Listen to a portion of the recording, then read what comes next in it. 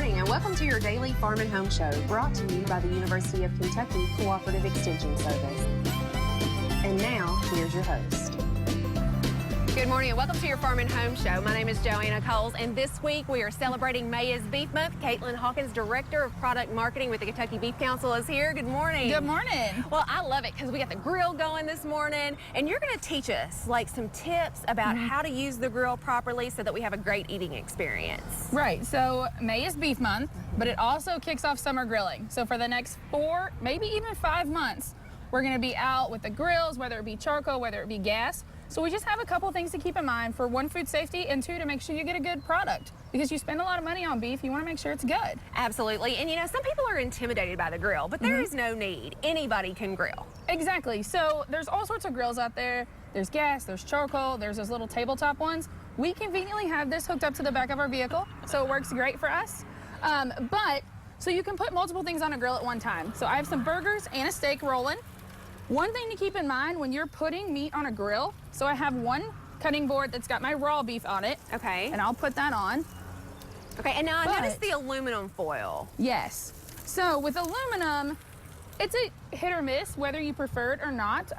We have aluminum on because we've done a couple marinades and we're basting a couple things today.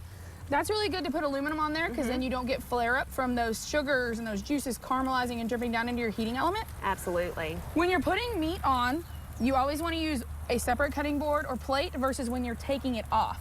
So I had my one cutting board. I have my clean cutting board here for when these come off and they're ready to be scrumptiously dressed up so we can eat them. One thing to keep in mind when you're doing grilling is making sure you're at a proper temperature. So a lot of recipes call for you to be at medium heat. Right. The best way to signal that is to put your hand over the grill for about 4 seconds, about 4 inches up off the heat. And if it starts to feel warm, maybe burn a little bit, then you know you're at medium heat. If you stick it on there right away and it's scalding, turn your heat down a little bit because you'll just char whatever you're getting on Take there. one for the team, y'all. Y'all got to know that this grill's just right. And so that's a good tip, though, because I know a lot of people, if they don't have one of those thermometers on their grill, that's a great way to do that. Now you're going to talk about the temperature of the meat, and you talked about using a thermometer, but, you know, I think maybe some people might not know the proper way. Right, so meat thermometers are always encouraged.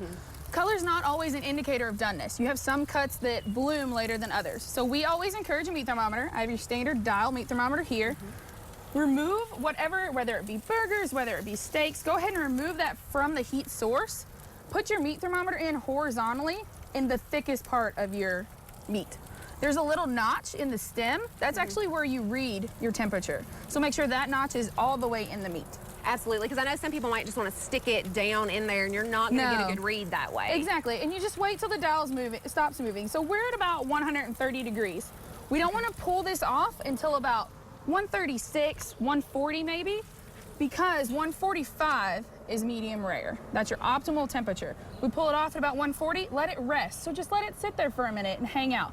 You'll lock all those nice flavorful juices in your cut before you start slicing it and serving it up. Yeah, because you want to capture all that juiciness. You know, a lot of people might complain about a dry steak, and there's no reason for that, you know. Just some little tips like that can really help the eating experience, because then we get to distribute all those juices out, and then we get to enjoy all those. Exactly. Why waste the beefy goodness? Exactly. So this is our clean cutting board, and you have a clean plate. I do. So when things come off, you know, and that's just really to keep everything safe. It's another dish that's dirty, but it's worth it. It is always worth it to be food safe. Another thing to keep in mind is don't put raw meat and raw vegetables on the same cutting board or same plate either. Absolutely. Because you can transfer some germs there as well. Yeah, so keep those separate, and then we'll, you know, have a safe, nobody gets sick. And that's always a good thing. And so just some tips like that. Now, you know you guys have a grill giveaway. We do. So the entire month of May, we're giving away a grilling prize package. If you go to our Facebook page, KY Beef, or Kentucky Beef Council.